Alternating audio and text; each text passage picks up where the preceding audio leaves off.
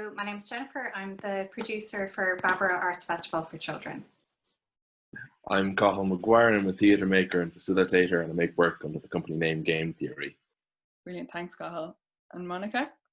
Hi, I'm Monica Munoz, and I'm a dance artist, a choreographer, and also a teacher, a dance facilitator based in Dublin. Great, well thank you all for joining me. It's really nice to see you all on this beautiful sunny day, or at least it's sunny for me anyway. We're going to have a chat about the GROW Pathways to Production, which is why we're all here. And GROW is a project that we'll delve into in a minute, Jennifer, that's kind of initiated by Baboró. And both Cathal and Monica, you were part of the Pathways to Production this year and should have been showcasing in GTF 2020.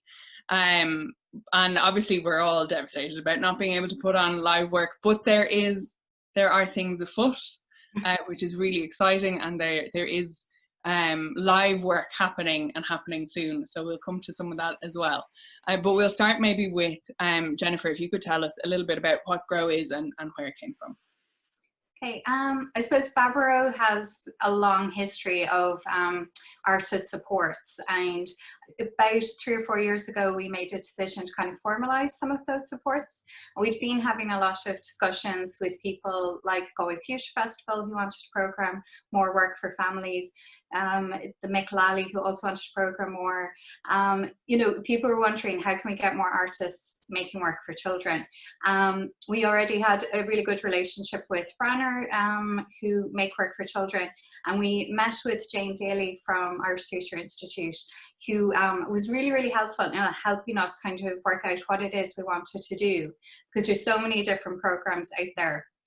But she helped us kind of define what we thought we could kind of bring to the table. So we met with our partners, so that was Branner, Galway Theatre Festival, McGuire, Druid and ITI, and we put together the programme. It started in 2017. We had 2 strands to GROW, so one is Pathways to Production, and the other one is Festival Mentoring, which is very Baboró Festival specific.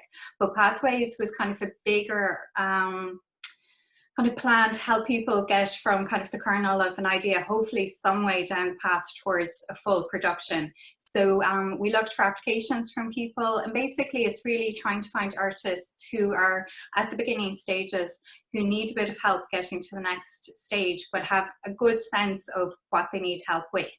So we would look at the applications and wonder, could we help these people? What could we bring to their production? So every year we've picked 2 different artists or companies to work with, and Cathal and Monica are the 3rd iteration of it. So the idea is that we sort of sit down at the beginning, we talk about their production, and we go through, what they identify as the areas they need help with. So over the years it can be, the piece itself they want help with, or it can be how their organisation is structured, applying for funding. It might be they need introductions to people like venues or different institutions. So we kind of work out who could help them with each of those, and then it's just staying in contact with them throughout. And we build up then towards the sharing in Galway Theatre Festival, which is always really helpful, because it comes at a point where they kind of want to tweak a few things and get some feedback from people. And then we have another sharing usually in Baboró, which is in front of peers and programmers, and is kind of an opportunity for them to show what they're working on and hopefully start to build a network and introduce themselves to, the sector, on a kind of larger scale. So this year was a little different, because poor Cathal and Monica got kind of stuck, with everything that's going on. So, and we didn't get to do the sharing during GTF. We won't get to do sharing during Baboró, but we will have a sort of alumni event, hopefully, for, we've been meeting with everyone who's done the programme so far and trying to identify what would be useful. And then hopefully next year then too we'll get to actually share work, so we're kind of extending the programme. But I think one of the biggest things with the programme is it's not really just a year. We try and kind of continue that relationship with all of the artists afterwards, and I think they can feel like they've, you know, all of these organizations are interested in their work and always, you know, happy to have a chat and help out where they can.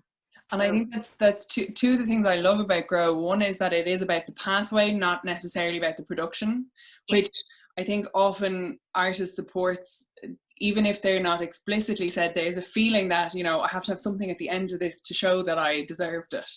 But in actual fact, this is about, it's about building and it's really about growing and development, which is really, it's a great thing to be involved in for that reason. And it also is about extending the community of people who are making really high quality work for young audiences.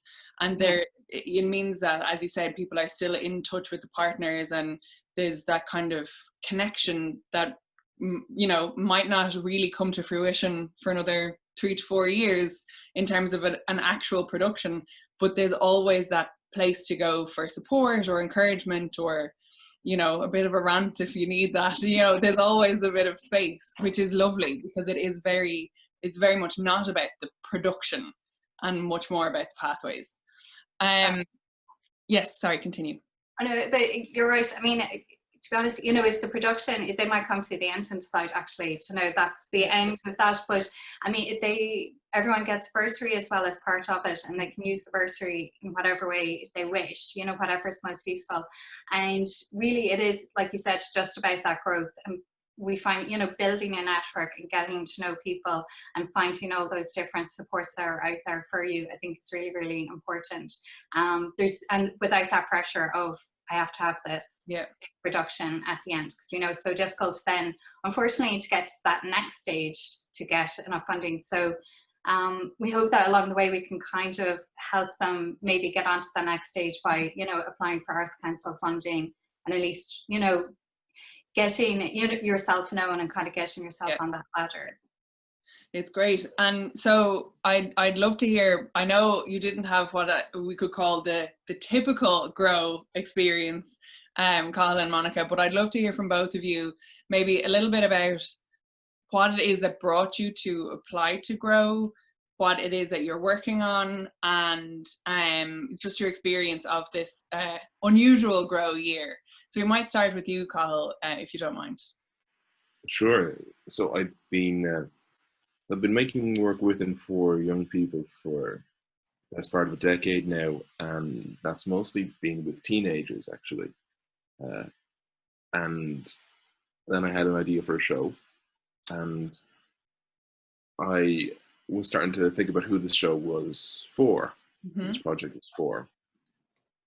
And at the same time, I think I was starting to become, as I think the industry in Ireland in general has become more aware of work for young audiences of a really high caliber. And you have, you know, companies like obviously Theatre Lovett and Branner are doing really high quality work, but younger companies like, say, Collapsing Horse, who like myself kind of straddle both general and work for young audiences, and companies like Bombinate and really interesting young artists making work for this particular audience. But as someone who's just sort of interested in theatre in general, seeing this work and realizing, despite the fact that I'm not a young audience anymore, that there's stuff in that form that's so rich and so wonderful and so playful and so delightful, and it kind of has a quality and a sensibility that is hard to find in other places, in other kind of strands of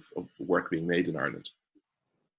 And there's all sorts of things about what kind of work gets programmed, what kind of work gets funded, and there's a massive conversation around the kind of work that actually gets in front of audiences. And it seemed to me that there was a way to take some of the things that I'm interested in, which is, you know, playfulness and discovery and ridiculousness, and that the place for them might actually be for young audiences and or younger children than I had been working with before. And so this kind of opened my horizons for what might be possible within my own practice. And I started talking to people that I know in the industry who had a bit more of a connection to work for young audiences, and just started to find out a bit more about it. I had already started a conversation with the Pavilion, which is my local venue out here in Dunleary, and they program a lot of work for children and family audiences. And so when an opportunity for support from them came up and I applied to it, I applied with 2 projects that I've been working on. One of them was MOOP, which was the work for an all ages audience really, but from 5 and upwards. And that was the show that I made for the Dublin Fringe Festival, just not the one that's happening now, obviously, the one in 2019. And a show about movies and using objects and something. It was kind of an unformed idea that was around a technique and an approach and a kind of a little guess about who might be into it. And I did a little bit of development on the technique of that, and I'm trying to, as I'm talking, try to come up with the chronology of it. So I had applied to Branner for their tiny shows in 2018. I didn't get selected, but because I was on the list of people who are like, this is not right for us yet, but we're interested, I got invited to have a chat with Mark McLaughlin, the excellent artistic director there, and I bopped down to Galway. I'm always glad of an excuse to pop down to Galway for a day, and had a chat with Mark, and he gave some really good feedback. And then when the applications came around again, they very generously allowed me to apply with the same project, and I got that tiny shows opportunity, which is a lovely. If anyone's listening who hasn't done the tiny shows and you have an idea, that just very kernel of an idea, and I could do it a couple of days to just start playing with it, definitely apply. And it was around the same time that I found out that I had been successful with the Pathways to Production application that I had made before, on the same project that I applied both times to tiny shows with.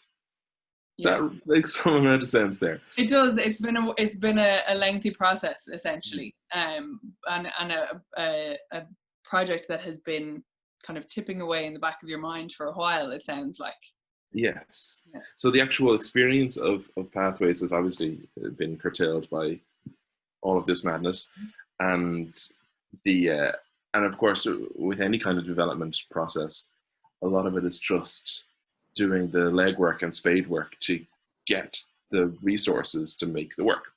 So finding the right collaborators, getting some kind of institutional support, trying to get some support in kind in terms of space, which is available through Pathways to Production, but unfortunately is in Galway, which entails more costs in terms of per diems and accommodation, all that kind of thing. But the whole Pathways team have been really helpful in just giving me that like feedback and nudges towards, like, there's this funding thing. There's are you thinking about applying for the bursary? Because you really should. And then reading the bursary application and give me feedback like, this doesn't quite make sense. Maybe it'll phrase it this way.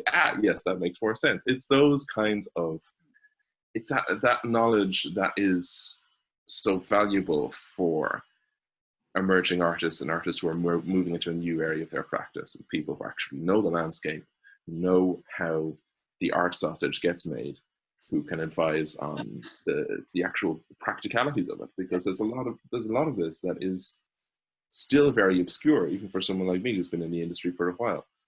That having really experienced mentors from within the industry to advise on, that's been the chief benefit for me at this stage, because I haven't actually done a lot of making of the work yet. That the Pathways scheme and the benefits that accrued from it have been really about trying to get those resources together and trying to be smart and trying to be resourceful around how I do that, how I start those conversations, how I make those applications. And so hopefully that'll start to pay off. Yeah. Well, I suppose the nice thing about that is that those are skills and resources and ways of looking at things that you can apply to any production, to any project. And particularly, I said, when you are moving into a slightly different kind of area of work, while some things might be the same across the board, there are different ways of doing things and different ways of talking about your work maybe for young audiences that would be different to if you're applying to Dublin Fringe with a piece for adults. So it gives you those skills to use, whether it is now or if it's in 3 years time or whenever, which is hopefully valuable even if you don't know it yet. Exactly. Yeah. And Monica, can you tell me a little bit about your experience of GROW and what you've been working on? Yes, I am a newcomer, I will say, in the field. So I've been working as a dancer for over 20 years, but as a choreographer, I'm quite new. I've created another work for young audiences, but my idea with GROW, well, I suppose Baboró is the best support that you can ask for, was really to develop an idea and to share the work from an early stage of development. I was interested in create a very small scale dance duet with 2 performers, but really from early on, really to show the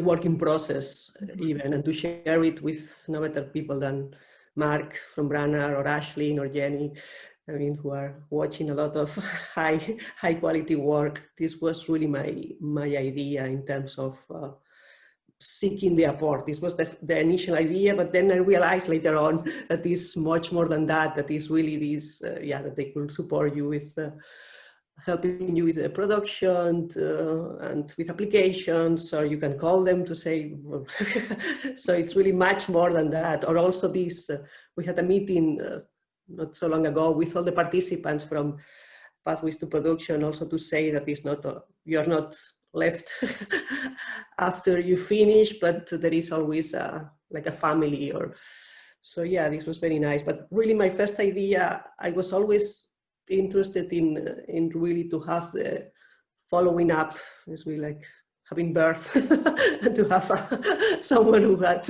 helping you from early stages of development with your idea. So a kind of steady pair of hands to help as things start to move. Exactly. And so the alumni is obviously really important, Jennifer, in terms of maintaining that connection. Do you see it, I suppose, as a potential where the alumni who maybe would have done, because every pathway is different, every production is different, so some alumni in their GROW experience would have focused on specific things. Do you envisage that those alumni can then, it can become like a skill sharing, knowledge sharing kind of informal network, that people have learned one thing through GROW and somebody else who learned something else can say, well, actually, now that we're finished, I'm going to pick your brains on how you did this. Is that part of the reasoning behind keeping the alumni taken over? I think so, yeah. You know, ideally, like, it would be great to have this massive network. You know, because especially we started meeting with everyone individually just to see how they were getting on, because quite a few people have actually continued their production afterwards. And just in chatting to people, it was really interesting to hear how they have managed to kind of tailor things, you know, for the current situation. And we thought it'd be really useful for everyone to hear from each other. And we've started kind of a similar process with Festival Mentoring, which is our other GROW program that Monica did before as well. And so we've done a couple of meetings already every 2 months where we picked a few different topics and people shared, you know, Monica was talking about a lab she'd done, and people were talking about different things. And it was really useful because everyone has so much experience and has done various things. So I think it's great to be able to find a way to kind of bring all of that knowledge together. So hopefully with the pathways, we'd love to keep that going in some way. And I think the main thing is just finding what would be the most useful thing for everyone, that we're not just doing it for the sake of, that we can kind of zone in on what do people actually really, really need and need support with. So we've kind of put a bit of a pause, like we'd normally have opened the application process for the new pathways during the summer. So we're kind of taking this time to really look at, you know, everyone who's been in pathways so far and what can we do that would help people out, you know, over the next few months, especially in these circumstances. So yeah, hopefully there'll be like loads of pathways, people, you know, all sharing all of their experiences. It strikes me that it's somewhat like a formalization of that, you know, interval or post-show chat that you'd have in the foyer of the theatre that we all miss so much, you know, bumping into somebody you know who's done something you've done and picking their brains over coffee or over a glass of wine or whatever. So it is nice when all of those things have gone in the informal sense to be actually putting a slightly formal structure around it. Means that we're not losing all of that possibility of sharing what we know. Exactly, because I think, I don't know, everyone's so kind of isolated as well at the moment. So it's just nice because I think Theatre for Young Audiences is actually such a small world. You know, like it's quite easy to get to know everyone. So it's a nice way to bring people together. And yeah, when we're not having those conversations, we miss so much. It's great to kind of replicate them in some way. Absolutely. And Monica and Cathal, I'm just, I suppose, interested, given Jennifer mentioned it there, in terms of how people have been managing to reframe what they do or think about it differently in the past number of months. Have you been able to keep thinking or working on your projects, or did COVID and life just kind of sweep that aside? Well, I've been fortunate that I was offered a residency, which I had forgotten that I was possibly in the running for, which is Roscommon Arts Centre. They have a partnership with Branagh where Tiny Shows participants, I think 2 a year, have the opportunity to take part in the Hatch residency in Roscommon. Yeah. So I was literally up there. But last week, it's hard to tell. Time has ceased any real meaning. But very recently, I was up in their very, very nice Roscommon Arts Centre that I'd never been to before. Just me in a big, beautiful rehearsal studio, doing some work on developing the script. Right. And one of the great things about the Hatch residency is, as well as having a bursary for the artist, they also ring fence money for mentorship. So I was working with the playwright Kate Heffernan as a playwriting mentor, and we'll be back up there for the second week of the residency with actors, everything going well, knock on wood, etc., in the first full week of October, where we'll be actually doing some real life making in the room for the first time this year on the project. Amazing. Yeah. And because it's a contemporary story, it's set in the real world, it's set in Ireland, it's set in the present day. I think we, with all that in mind, we kind of need to address in some way, even if it's just ourselves deciding how we treat the lockdown coronavirus pandemic experience.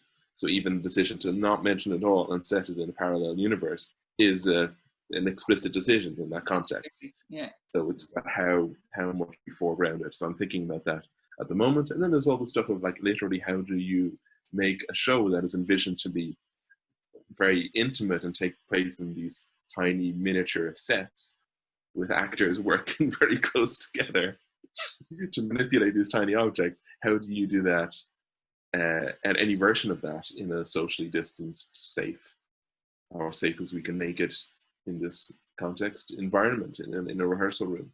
And what effect will that have on the work? And so there's both thematic and logistical considerations that we're kind of grappling with at the moment.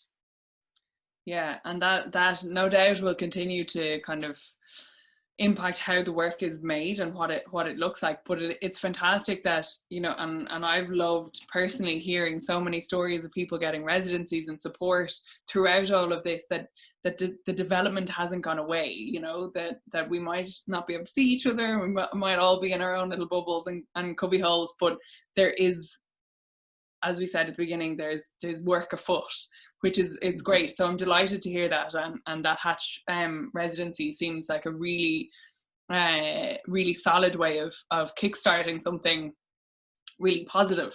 So that's fantastic. Monica, your piece is envisaged for 2 dancers, is that correct? Yeah. How does one dance in a socially distanced manner? Yeah, well, that was the main the main question, that this socially distanced thing with the idea that I had is not possible to work. So yeah, sorry, it has been so much plan B and C and D and F as I've been trying to adapt the idea or the piece into the studio. And it wasn't possible also because one of the dancers was also based in Brussels and with traveling. So now I've changed the cast, and the two dancers, they live together. Great. Yeah. So the idea is that they still, because this was very, very important for me. Even if I changed the concept or something, it was like physical contact was like extreme important part of my work in general. So I couldn't really imagine to do it without. So the idea will be that we will go in the studio towards the next year. Great. And we will start then developing the piece. But yeah, it will be physical contact because they live together. So great. It's only two dancers, so it's not a big cast. Yeah. And that's, I think we'll start to hear more now about artist bubbles and people living together in order to be able to make work, because, you know, yes, you can do a lot with silences and pauses and gaps, but there's also a lot to be said for physical contact on stage and the importance of it and the power of it to say things that words can't. So hopefully we'll start to see new ways of imagining that. But I expect to see and hear of many more artist bubbles popping up around the place as a kind of proactive way of still being able to make the work. So speaking of work being made, Jennifer, tell us all about the really exciting news of Baboró 2020. I'm absolutely delighted that there's a festival happening this year, despite everything that's been going on. Yeah, we're delighted as well, because, you know, to be honest, there was a point where we really weren't sure, you know, what was going to happen. So at the start of March, we had a lovely program all set up, and then everything happened and we had to pretty much kind of go back to the drawing board. But we're delighted, actually, 2 shows from the original program, Bird Boy and The Dig, made it. So we managed to keep them in the program, which was great. And so we've kind of a good mix of, there's some live stuff, so we're like actually in the theatres, which is really exciting. We're using the Black Box and the McLally Theatre, and we're also in the Galway Art Centre. Great. So we've the live shows, and then we've a lot of online work as well. So the online work is, you know, we've a mix of different things, like a piece of you is a Scottish piece where you have a Zoom with a musician and you talk to each other, and so it's really a nice interactive, you know, piece of work. And as are the other pieces we're doing, where you're getting to interact with people, and it's not a sort of passive thing. So I think we just thought a lot about, you know, children's experience through this whole thing. And you know, I think we're all a little tired of Zoom and everything. So, you know, it's just finding things that were a little bit new and a little bit different as well. So hopefully, you know, everything kind of goes to plan. You never know, you know, things can change, but we're hopeful that everything can kind of go ahead as planned. But